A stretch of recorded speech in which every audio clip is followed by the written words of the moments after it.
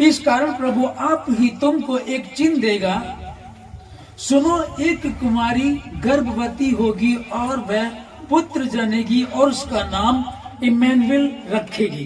परमेश्वर के पवित्र वचन के पढ़े जाने, सुने जाने, समझे जाने, कबूल किए जाने पर परमेश्वर की आशीष हो। आमीन। 2022 वर्ष प्रभु यीशु मसीह इस दुनिया में आए, और इस दुनिया में जब आए तो इस दुनिया में उनके आने से पहले उनके विषय में भविष्यवाणी होती रही है। अब भविष्यवाणी के विषय में यदि आप जानेंगे तो पवित्र शास्त्र बाइबल पुराने नियम में जो भविष्यवाणी यीशु मसीह के विषय में हुई वो 44 बार है। 44 टाइम्स 44 बार जगह जगह जगह भविष्यवाणी होती रही है। उद्धारकर्ता यीशु मसीह आएगा, वो जो अंधकार में बैठे हैं वो रोशनी पाएंगे, वो किस प्रकार से जीवन को देगा, कैसे उसको मारा जाएगा, कैसे उसके कोड़े पड़ेंगे, कैसे हमारे रोगों को, हमारे पापों को अपने ऊपर ले लेगा, उसको क्रूस की सजा दी जाएगी, वो अंधकार में जो लोग बैठे हैं वो रोशनी पाएंगे। जगह जगह उसके विषय में भविष्यवाणियां हुई है। ये पवित्र शास्त्र बाइबल पुराने नियम में 44 बार भविष्यवाणी है। लेकिन अगर हम ये जानने की कोशिश करें कि क्या ये भविष्यवाणी सिर्फ पवित्र शास्त्र बाइबल में है या कहीं और भी है, तो भारतीय दर्शनों में, आदि वेद ग्रंथों में यीशु के विषय में जो भविष्यवाणी हुई है वो 37 बार है। जिस परमेश्वर के विषय में आज सारी दुनिया उसके उद्धार को देख रही है, उसके उद्धार का जो मनन कर रही है, उसके वचन को जो पढ़ रहे हैं, जो उसको हम जान रहे हैं, उसके समीप संगति कर रहे हैं, आज आनंद मना रहे हैं कि कुछ लोग बीमार आए, कुछ परेशान आए, कुछ दुखी आए, कोई अशांति थी, कि घर में कुछ प्रॉब्लम थी, कोई श्रापित थे, जगह जगह जगह चले गए, ढूंढते रहे, कहीं से सुकून मिले, शांति मिले, परंतु कहीं से कोई आराम नहीं मिला। जब यीशु मसीह के समीप आए तो उन्होंने सत्य को जाना और वो स्वतंत्र हुए। वो स्वतंत्रता, सुनो, एक कुंवारी गर्भवती होगी, तुमको अब एक चिन्ह दिया जाएगा। वो चिन्ह क्या होगा? एक कुमारी गर्भवती होगी, वो बेटे को जनेगी। अब बात ये आती है कि कुमारी बेटे को जन्म देगी। अगर कुंवारी कोई जन्म देगी बेटे को तो उसको क्या कहा जाता है हमारे समाज में? गाली का जना, बोल भाई ये तो हरामजादा है, हराम की औलाद है, कुछ तरह कहा जाता है ना, ठीक है ना। मैं पुलपिट पे खड़ा हूं, लेकिन सच्चाई यही है, अगर कोई बिना पुरुष के विवाह से पहले कोई स्त्री कुंवारी होती है और वह किसी बच्चे को जन्म देती है तो उसको गाली निकाली जाती है, उसको सम्मान नहीं मिलता है। पर बाइबल का वचन, जिस वचन को हम लोग पढ़ रहे हैं, यहाँ लिखा है कि सुनो, एक कुंवारी गर्भवती होगी। उसकी कुंवारी का कारण क्या था? जब बाइबल में हम देखें कि स्वर्गदूत मरियम के पास आकर के कहता है सलाम, उसको सलाम देता है, कहता है जय तेरी है, आनंद आनंद मनाओ, क्योंकि परमेश्वर का अनुग्रह तुझ पर है, तू गर्भवती होगी और एक पुत्र को जन्म देगी। वो कहने लगी ये कैसे हो सकता है, ये संभव नहीं है, मैं तो कुंवारी हूँ, मैं तो बहुत ईमानदार हूँ, मेरे घर में पता कर लो, मेरे मोहल्ले में, मेरी कॉलोनी में जाके पता कर लो, मेरे स्कूल में जाकर के पता कर लो, मेरे गांव में जाओ जाकर के पता करो, कोई भी मेरे बारे में ऐसी बात बोल ही नहीं सकता, मैं पुरुष को जानती ही नहीं हूँ, तो ये कैसे संभव होता? फिर वो कहता है नहीं, तू ठीक बोल रही, तू ईमानदार है, तू पवित्र है, इसीलिए परमेश्वर ने तेरा चुनाव किया है, तुझे चुना कि तू ईमानदार है। लेकिन ये परमेश्वर की योजना है। हाँ मरियम, अब स्वर्गदूत मरियम से बात कर रहा होगा, मरियम हाँ तू इस बात को विचार कर रही होगी कि नहीं, अकेले से स्त्री अकेली तो बच्चे को जन्म दे ही नहीं सकती, क्योंकि आदम और हव्वा को जो परमेश्वर ने बनाया था, उनको बना करके कहा कि फूलो फलो और पृथ्वी में भर जाओ। उससे पहले परमेश्वर ने आदम को अपने हाथों से बनाया, हव्वा को भी अपने हाथों से बनाया। यहाँ तो ऐसी कोई डिलीवरी नहीं हुई थी, ऐसा कोई जच्चा बच्चा वाला रोल नहीं था। लिखा है कि परमेश्वर ने अपनी समानता में आदम को बनाया, फिर उसको अकेला देखा तो उसके लिए हव्वा को तैयार करके हव्वा को बनाया और कहा कि अब फूलो फूलो पृथ्वी में भर जाओ। जैसे कि समझ देगा, पहले तो परमेश्वर अपने हाथों से बना दिया, अभी जरूरत नहीं थी किसी की, लेकिन उसके बाद उन दोनों को बना करके कैसे, जैसे कि आप देखिए आम का पेड़ है, अमरूद का पेड़ है, अंगूर का पेड़ है, जब आम आप खा लेते हैं, गुठली फेंक देते हैं तो वही पेड़ क्योंकि उसी पेड़ में उसका बीज भी है। अब वैसे ही चल रहा था, आदम को परमेश्वर अपने हाथों से बनाया था, ये कानून भी परमेश्वर ने बनाया था। उसके बाद वो पैटर्न, वो कानून उसने खुद ही खत्म कर दिया, दूसरा शुरू किया। आदम और हवा, स्त्री और पुरुष वो दो नहीं पर एक होंगे, उससे दो से वो तीन होंगे। इस तरह से फूलो फलो और पृथ्वी पे बढ़ते चले जाओ। कुंवारी हूं, फिर ये कैसे हो सकता है? परमेश्वर कुछ भी कर सकता है, परमेश्वर में कुछ भी मुश्किल नहीं है। लेकिन अगर इस समाज में इस तरह का कोई रोल अदा करे तो उसको तो यहाँ जीने ही नहीं देंगे, उसको तो उसके लिए तो मरना हो जाएगा। लेकिन इसलिए हुआ कि वो मनुष्य का पुत्र, यीशु मसीह जब धरती पर आया तो कहा गया मनुष्य का पुत्र, लेकिन था तो परमेश्वर का पुत्र। अब अगर आप स्त्री से जो बच्चा पैदा होता है, जब उसका डीएनए टेस्ट कराते हैं तो माँ का ब्लड नहीं आता, वो पिता का ब्लड आता है। तो इसका मतलब सीधे सीधे यीशु मसीह ने माँ का दूध तो पिया, पर उसमें जो ब्लड था, जो खून था, वो पिता का था, परमेश्वर का था। इसीलिए इसको कहा जाता कि परमेश्वर का पुत्र भी है और मनुष्य का पुत्र भी है। सुनो, तुमको एक चिन्ह दिया जाएगा, एक कुंवारी गर्भवती होगी और वो एक पुत्र को जनेगी और उसका नाम इमैनुएल रखा जाएगा।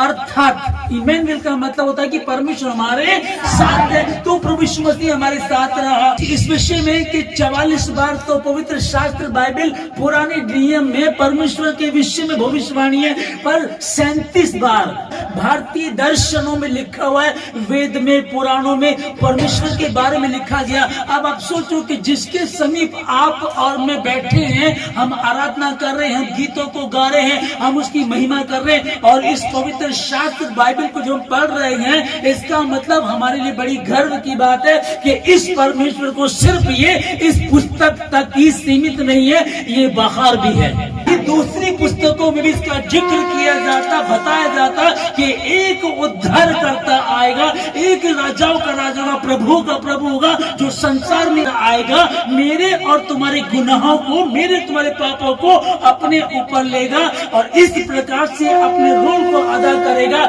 और उसके राज्य का कभी अंत नहीं होगा। तो आबादी 7 अरब 30 करोड़ की आबादी है, 6528 भाषाओं में 6528 भाषाएं हैं और 2043 भाषाओं में ये लिखी हुई है। सबसे ज्यादा भाषाओं में छपी हुई पुस्तक पवित्र शास्त्र बाइबल है। यीशु मसीह के विषय में जिसको हम लोग पढ़ रहे हैं, वो उद्धार करता। आमीन। क्यों तुम प्रभु के समीप जाते हो? क्यों तुमने धर्म परिवर्तन कर लिया? तुमको क्या वहां जाकर के मिला? कई लोग इस बातों को करते हैं, लेकिन हमको पता चलता है, हम उन चीजों को ध्यान देते हैं कि जब मैं अकेला था, जब मैं तन्हा था, जब मेरे संग कोई नहीं था, जब सबने मुझे छोड़ दिया था, कोई प्रॉब्लम चल रही थी, ये डॉक्टर जो मना कर दिया, जब यीशु मसीह के पास गए, उसी यीशु मसीह ने जिसके विषय में कहा जा रहा, एक कुंवारी गर्भवती होगी और वो पुत्र को जनेगी। आमीन। वो पुत्र जनेगी और तो उसका नाम यीशु रखना। क्या रखना? यीशु। लिखा है कि जब स्वर्गदूत आया, आकर के बोलने लगा, और यूसुफ के मन में विचार चल रहा था, क्योंकि यूसुफ की और मरियम की एंगेजमेंट हो चुकी थी। अब वो धर्मी था तो उसको बदनाम करना नहीं चाहता था। यह लिखा है कि रात को स्वर्गदूत ने उसको दर्शन दिया और कहा कि तेरी पत्नी पवित्र है, ईमानदार है, उसके गर्भ में जो बच्चा परमेश्वर की और से पवित्र आत्मा के द्वारा होगा। तब ये बात चल रही है, लिखा है कि वह पुत्र जनेगी और तो उसका नाम यीशु रखना, क्योंकि वह अपने लोगों का उनके पापों से उद्धार करेगा। शांति का राजकुमार, उद्धार करता परमेश्वर, वो प्रभु यीशु मसीह 2022 साल पहले जब दुनिया में आया, जिसके विषय में भविष्यवाणी की गई थी, यहाँ हम पढ़ रहे, तू उसका नाम यीशु रखना, क्योंकि अपने लोगों का उनके पापों से उनका उद्धार करेगा। और बात चल रही कि अपने लोगों का, तो यीशु मसीह तो इजरायली है, देश उसका इजरायली, जाति उसकी यहूदी, तो फिर हम लोग कहाँ जाएंगे? फिर हम लोग कहाँ जाएंगे? क्योंकि लिखा है कि वह अपने लोगों का उनके पापों से उनका उद्धार करेगा। अब वही देश उसका इजरायली है, वैसे जाति उसकी यहूदी है, फिर हमारा क्या होगा? अब हम आगे पढ़ते हैं। यीशु मसीह ने कहा कि मैं अपनों के पास गया, परंतु मेरे अपनों ने मुझे ना पहचाना। जिस समय उसको क्रूस दिया जा रहा था, जो क्रूसित कर रहे थे, वो कौन लोग थे? उसके अपने ही लोग थे। हम उसको देख रहे। यहाँ यदि एक बात कही गई है कि और तू उसका नाम यीशु रखना, अपने लोगों का उनके पापों से उनका उद्धार करेगा। क्या दूसरा कोई नाम इस धरती पर, आसमान के तले, जमीन के ऊपर कोई दूसरा नाम है जिसके द्वारा हम उद्धार पा सके, शांति पा सके, सुकून पा? कोई नाम दिया गया। यहाँ जब हम देखते हैं कि जो पहला प्राणी जिसके अब्राहम की हम देखते हैं, अब्राहम परमेश्वर का दोस्त गिना गया। इस बात को हम देख रहे हैं कैसे परमेश्वर का संगति करता था, यहाँ तक कि 100 साल में जिसको बेटा मिला वो भी उसने दे दिया। यदि मैं अब्राहम के नाम से कहूँ हे दुष्ट आत्मा चली जाए, तो क्या चली जाएगी? नहीं जा सकती। फिर इसहाक उसका बेटा जो उस समय में आदरणीय था, इतना आदर उसने किया, को पता था बलि का मेमना तो है नहीं, पापा मुझे लेकर के जा रहे हैं, और लेकर के गए, उसको हाथ भी बांध, उसको लेटा भी दिया, उसने उफ तक नहीं की, आज्ञाकारी बेटा था। क्या हम इसहाक के नाम से कहें हे बीमारी चली जाए तो जा सकती है? उसके यहाँ 2 बेटे हुए। फिर जो याकूब था, याकूब के विषय में लोग पढ़ते हैं कि याकूब ने सारी रात परमेश्वर से कुश्ती लड़ी, अर्थात प्रार्थना करता, लिखा कि कुश्ती लड़ी। स्वर्ग दूत को कोई देख नहीं सकता, स्वर्गदूत से संगति करना भी बहुत मुश्किल हो जाता है। और यहाँ लिखा है कि याकूब ने सारी रात परमेश्वर से, स्वर्गदूत से मल युद्ध किया। क्या वो मल युद्ध करने वाले याकूब के नाम से हम प्रार्थना करें, उसके नाम से कहें हे बीमारी, हे दुष्ट आत्मा, हे कमजोरी चली जा, तो क्या वो जा सकती है? हाँ, लेकिन और वहां पर क्या पढ़ रहे हैं? और तो उसका नाम, क्यों? क्योंकि वह अपने लोगों का उनके पापों से उद्धार करेगा। मूसा भी आया। मूसा जब आया तो मूसा ने लाल समुद्र को 2 भाग कर दिया। परमेश्वर ने मूसा को चुना, तैयार किया। मूसा से परमेश्वर बातें करता था। 40 दिन रात परमेश्वर के साथ वो रहा, ऊपर रहा। जब वो इतना तेज उस पर था कि कोई दूसरा व्यक्ति परमेश्वर को नहीं देख पाया। देखा तो उसने भी नहीं, लेकिन उसकी संगति ज्यादा बन गई। क्या हम मूसा के नाम से प्रार्थना करें या मूसा के नाम से दुष्ट आत्मा को डांटे तो चली जाएगी? नहीं। यहोशू कालेब के विषय में जब पढ़ते हैं, लिखा है कि 20 लाख लोग इजरायली जब चले थे, इस यहाँ से चले और वायदे के देश में जाने थे, सब के सब खत्म हो गए, मर गए। सिर्फ 2 लोग थे जो वायदे के देश में पहुंचे, और वो 2 कौन थे? यहोशू और कालेब। क्या उनके नाम से दुष्ट आत्मा चली जाएगी? नहीं जाएगी। उसके बाद परमेश्वर कहता कि मेरे मन के अनुसार मुझे मिल गया, अर्थात का एक पुत्र, और दाऊद मेरे मन के अनुसार मिल गया। दाऊद के नाम से अगर हम दुष्ट आत्मा को डांटे चली जाएगी? उसके बाद सुलेमान ने परमेश्वर के भवन को बनाया।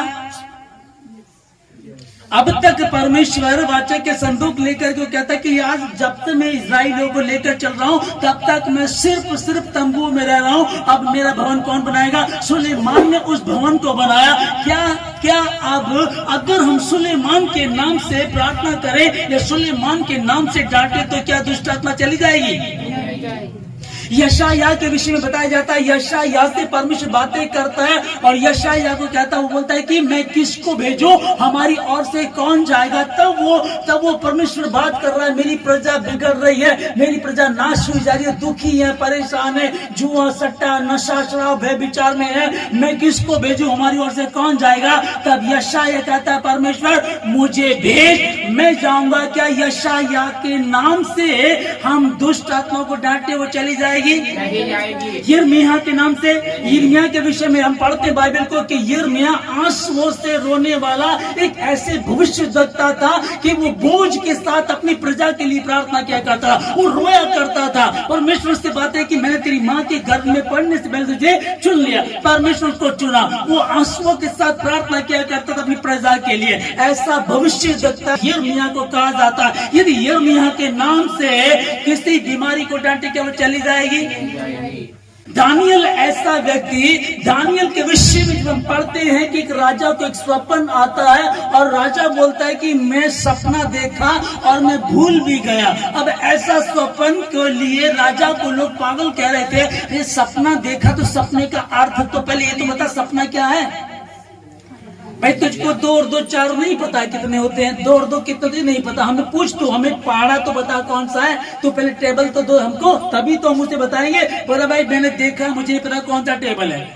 कौन सा पहाड़ा मुझको नहीं पता, पहाड़ा भी तुम बताओगे, और फिर वो पहाड़े कितने का कितना बनता वो भी तुम ही बताओगे। उसका भेद बताने वाला, ऐसे भेद को बताने वाला दानियल है। क्या दानियल के नाम से दुष्ट आत्मा को डांटे वो जा सकती है? नहीं।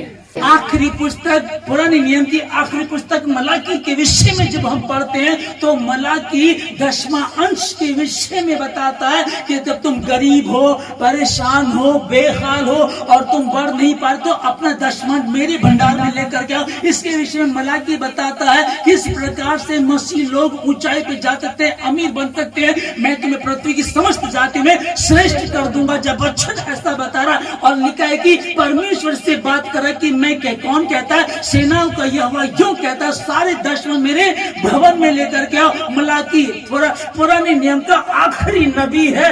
वो जब इतनी बड़ी बात को बता रहा है, अगर हम उसके नाम से बीमारी को डांटे, दुष्ट आत्मा को डांटे, क्या वो चली जाएगी? क्या उनके नाम से उद्धार हो सकता है? उसके बाद आखिरी जो भविष्यद्वक्ता आया वो कौन था?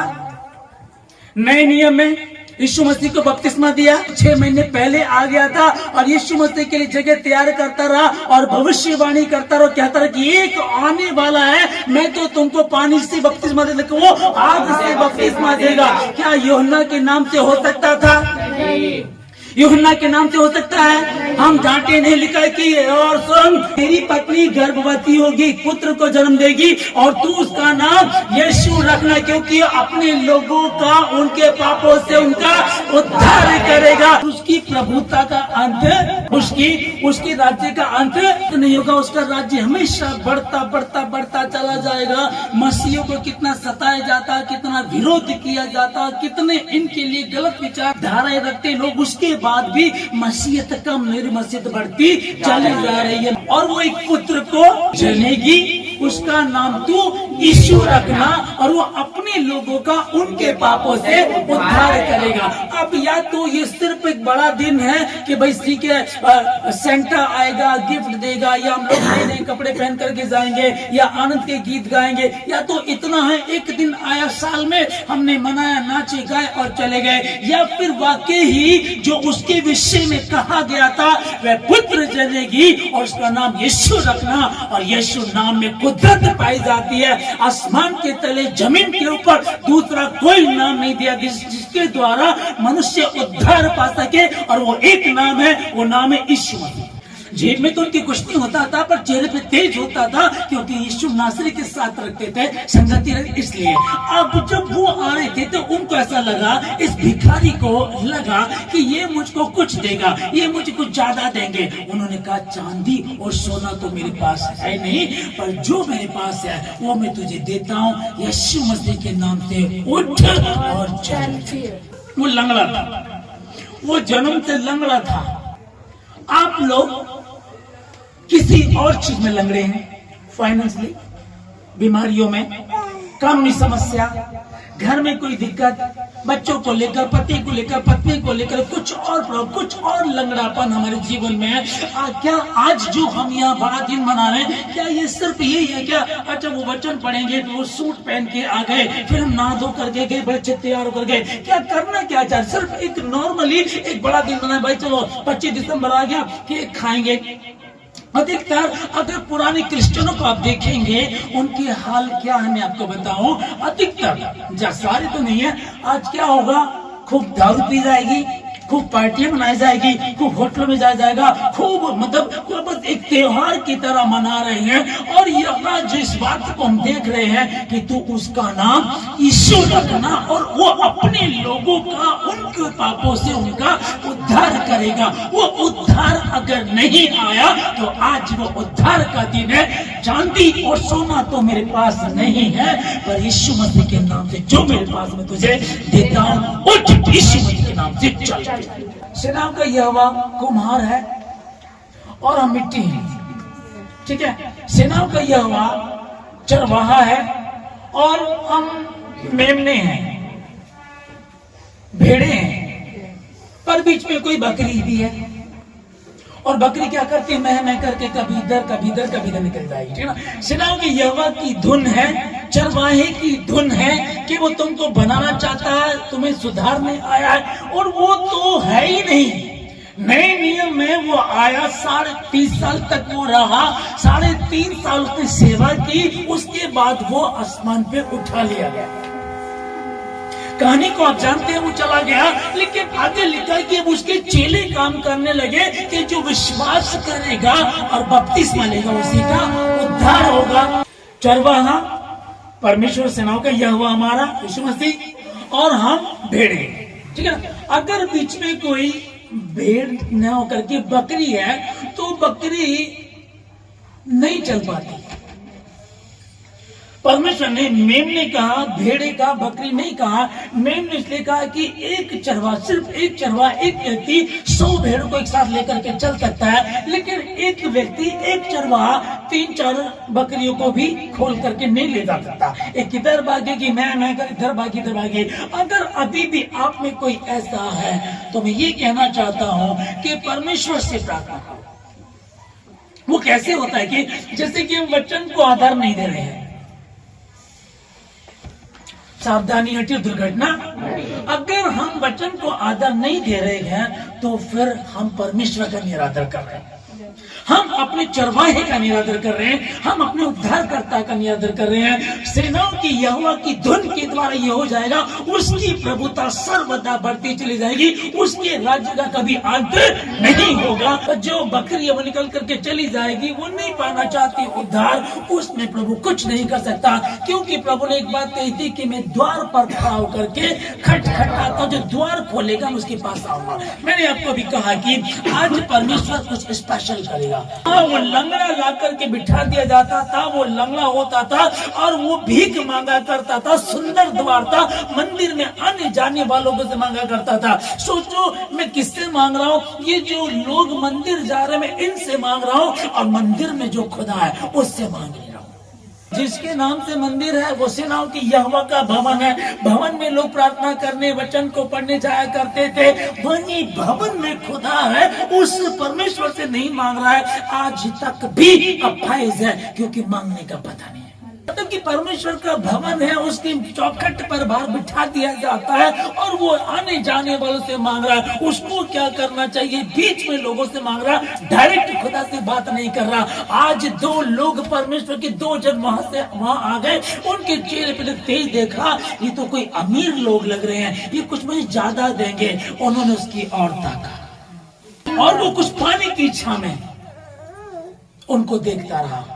वो नजदीक जाकर उसने कहा, चांदी और सोना तो हमारे पास नहीं है, पर जो मेरे पास है मैं तुझे देता हूँ। जो मेमना कहा गया ना, मेमना, और वो मेमने के समान होगा। जब उसकी खाल उधेड़ी जाएगी तो वो उफ तक ना करेगा। जैसे मेमने की भेड़ की जब खाल पर जब उसकी ऊन उतारी जाती है और वो उफ नहीं करता, उस प्रकार से एक चरवाहा में कई सारे भेड़ों को साथ लेकर के चल सकता है, क्योंकि वो चरवाहे की बात को सुनते हैं। इधर चलो, तुम उधर हो लेते हैं, है ना। और मेरी भेड़े मेरे शब्द को पहचानती है। अगर इस तरह की कुछ बातें हैं तो मैं कहना चाहूंगा कि आप प्रभु के लोग हैं, आप मसीह के लोग हैं। क्या अभी भी नींबू मिर्च टांग रहे हैं? क्या अभी भी घर के आगे जूता टांग रहे हैं? क्या जिंदा खुदा पर विश्वास नहीं है? सुंदर फाटक के पास ला करके बिठाया जाता था। मंदिर में आने जाने वालों से भीख मांगा करता था। कारण क्या था? फाटक तो सुंदर था, पर ये बंदा अभी भी इसका भरोसा जीवित परमेश्वर पे नहीं, मनुष्य पर था। मनुष्य की तरफ देखता रहता था, हाँ ये मुझे देगा, ये मुझे कुछ देगा। वहीं से आकर के वो कहने लगा कि देख मेरे पास चांदी और सोना तो है नहीं, उसी उद्धार करता यीशु मसीह के नाम से जिसकी हम आराधना करने जा रहे हैं, उसी के नाम से उठ खड़ा हो और चल पे। जन्म से लंगड़ा था और चलने लगा। और कहानी नहीं है, सत्य है, हकीकत है। धरती आकाश चल जाएंगे परंतु उसका वचन कभी भी नहीं टलेगा। कई साल से आप लोग बड़ा दिन मना रहे हैं। आप में से बहुत सारे ऐसे हैं जिनको 20 साल 30 साल हो गए मनाते हो, जो बचपन से आप लोग मना रहे हैं। पर कोई मेन बात चल रही है, क्या वही बड़ा दिन है ये? कि जैसे न्यू ईयर आएगा, लोग जाएंगे टीवी देखेंगे, इस बार का नया मॉडल कौन है, पिक्चर कौन सी हिट हुई है, कौन सी नई हीरोइन हिट हुई है ना, वही रहेगा।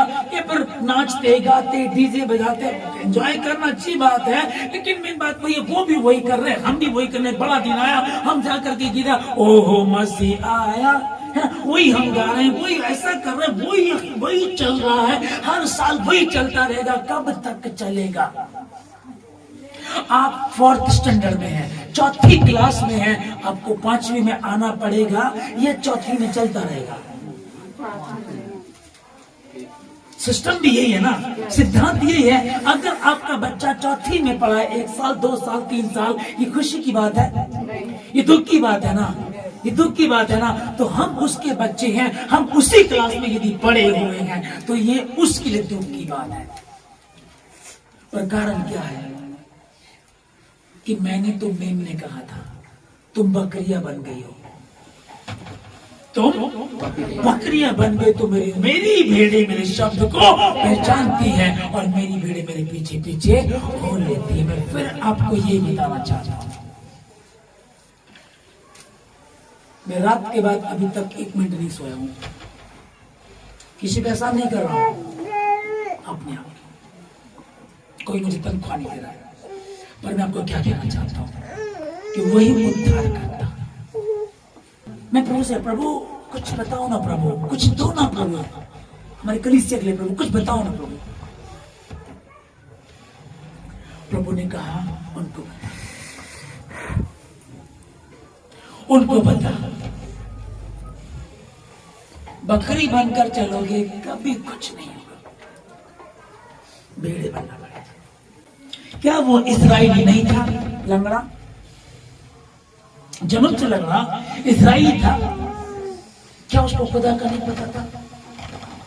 हर दिन आता खुदा के मंदिर में, सुबह आता शाम को भीख मांग करके चला जाता, सुबह आता शाम को भीख मांग करके चला जाता। तू भीख मंगर बना रहना चाहता, भिखारी बना रहना चाहता, ठीक है तेरी मर्जी करता रहे। और सुंदर फाटक के पास छोड़ दिया जाता था, भीख मांगा करता था। इस बात से वंचित, ये बातें वंचित हो गई कि उद्धार करता यीशु नासरी आया, वो खुदा प्रार्थना को सुनता। ये वही है जो अपने लोगों को मिस्र की गुलामी से निकाल करके लाया, 40 साल तक उनको लेकर के चला। 11 दिन का सफर था, 3 दिन के बाद प्रार्थना करनी हम लोग जाकर के, 11 दिन का सफर था, 40 वर्ष कर दिया। कारण ये था वो समझ नहीं पा रहे थे, उनको सिखाने के लिए ये लोग जानते थे, फिर भी इनकी समझ में नहीं आ रहा है अब ये क्या करे क्या करे। उस दिन खुदा के खादिम वहां थे, ये उनकी तरफ देख रहा था, उन्होंने कह दिया, ऐसे स्पष्ट कह दिया, चांदी और सोने की अपेक्षा तो कर रहा वो तो नहीं, पर वो देते जो हमारे पास है। तुम्हारे पास चांदी होगा, सोना होगा, पैसा होगा। डॉक्टरों के पास गए, तुमने कहा कि हमारी बीमारी चली जाए, उसने कहा ये नहीं जाएगी। डायबिटीज की गोली तुमको निरंतर खानी पड़ेगी, डायलिसिस तुमको करानी पड़ेगी, गरीबी तुम्हारी बनी रहेगी, पितृ तुम्हारे बिगड़े हुए, श्राप तुम पर है, ये नहीं जाएगा। फेरों में आई है वो दुष्ट आत्मा, ये नहीं जा सकती। हर दुष्ट आत्मा यीशु मसीह के पैरों के तले है और यीशु मसीह के नाम में वो तुम्हारे पैरों के तले है। जो विश्वास करेगा उसी का उद्धार होगा। कौन सा बड़ा दिन मना रहे, वही बड़ा दिन। देखो एक कुंवारी हाँ मिला होगी और एक पुत्र को जन्म देगी, उसी के विषय में कहा गया। हाँ देखो परमेश्वर ने जगत से ऐसा प्रेम रखा कि उसने अपना इकलौता बेटा यीशु मसीह दे दिया ताकि जो विश्वास करे वो नाश न परंतु अनंत जीवन पाए। कहाँ है अनंत जीवन? कहाँ है अनंत जीवन? क्या वही सुंदर द्वार पे? अरे मैं तो सुंदर द्वार पे हूँ, सुंदर द्वार पे हो लेकिन अपाइज हो, सुंदर द्वार पे हो अपनी भीख मांगे हो, खुदा के घर के आगे बैठ जाते हो, खुदा से नहीं मांगते हो, खुदा के घर में आने जाने वालों से अपेक्षा करते हो कि ये कुछ देगा, ये कुछ देगा, ये जिससे मांगे डायरेक्ट उसी से जाके मांगो ना। पर हुआ क्या? वही इजराइल ढीठ थे, वही इजराइल ढीठ थे। वचन नहीं पढ़ना, प्रार्थना नहीं करनी, उपवास नहीं रखना, जिद्दी बने रहना, आदर नहीं करना, छोटों का बड़ों का प्रेम में बने रहना। मैं बता रहा हूँ कुछ रहे ना रहे, वचन को आदर दो, खुदा तुम्हारे साथ है। वो ईश्वर से तुम्हारे साथ है। परमेश्वर के वचन को आदर दो, किसी भली वस्तु की गलती होने नहीं देगा। मैं सेनाओं का यहोवा हूँ, यही मेरा नाम है। मैं वही हूँ जिसने लाल समुद्र को 2 भाग कर दिया था, जिसने 4 दिन के मृतक लाजर को जिंदा कर दिया था, जिसने चट्टान से पानी निकाल दिया था, जो मूसा से बात कर रहा था, जो इस्राएलियों को 40 साल तक लेकर के चला, ना उनके जूते फटे ना कपड़े फटे, ना उनको खाने की कमी हो, स्वर्ग से मन्ना खिलाया, स्वर्ग से मन्ना खिलाता। जिस दिन वायदे के देश में पहुंचे उसी दिन मन्ना बंद हो गया। जिस दिन वायदे के लिए चलो अब तुम चले गए, ठीक है, हमेशा उसी पर डिपेंड। प्रभु कुछ भी क्यों ना हो, पर तेरा साथ चाहिए, तेरा हाथ चाहिए। तू है तो सब कुछ, तू नहीं तो कुछ भी नहीं है। मैं सुंदर हूँ, मैं पढ़ा लिखा हूँ, मैं पैसे वाला हूँ, मैं पैसे वाली हूँ, आपका घमंड आपको आपकी मूर्खता, क्योंकि मेरी प्रजा मेरे ज्ञान की ना होने के कारण मेरी प्रजा मेरे ज्ञान की ना होने के कारण नाश हो जाती है। इसके पास भी तो ज्ञान नहीं था। इस्राइल में रह रहा है, इजराइली है, यहूदी है, वहीं रह रहा है, और ला करके सुंदर फाटक के पास ला करके बिठा देते और भीख मांगना, मेरी प्रजा मेरे ज्ञान के ना। अगर ज्ञान होता तो ये फाटक के पास ना बैठता, मंदिर के अंदर बोलता मुझे अंदर लेकर के जाओ। परमेश्वर आया उद्धार करता, वो अपने लोगों का उनके पापों से उनका उद्धार करेगा। पूछने बाद में बात होने लगी कि लंगड़ा क्यों था ये माँ के गर्भ से लंगड़ा आया, इसने पहले पाप किया किस लिए थे? या तो बात यह थी कि ये परमेश्वर की महिमा के लिए था। आज फिर परमेश्वर अपनी महिमा चाहता है, लेकिन मांगोगी तो तुम्हें दिया जाएगा। भीड़ की भीड़ उसको घेरे हुए थी, एक स्त्री भीड़ को चीरती हुई चली गई। अब तो पैसा भी खत्म हो गया, खून भी चला जाएगा, अब तो डायलिसिस भी नहीं हो पाएगी क्योंकि पैसे नहीं है। अब क्या करेंगे? मरने पर हूँ, अब मैं जाऊंगी और उसके वस्त्र को छू दूंगी तो चंगी हो जाऊंगी, उसके वस्त्र को ही छू दूंगी तो चंगी हो जाऊंगी। अब बात कहाँ थी? पहले तो भीख मांगते रहे। पहले तो पैसे पे घमंड था, रिश्तेदारों पे घमंड था, दोस्तों पे घमंड था, बैंक बैलेंस पे घमंड था। अब सब कुछ तो खत्म होता जा रहा, अब क्या करोगे? कौन तुमको बचाएगा? और सुनो, एक कुंवारी गर्भवती होगी और तू उसका नाम यीशु रखना। वो अपने लोगों का उनके पापों से उनका उद्धार करेगा।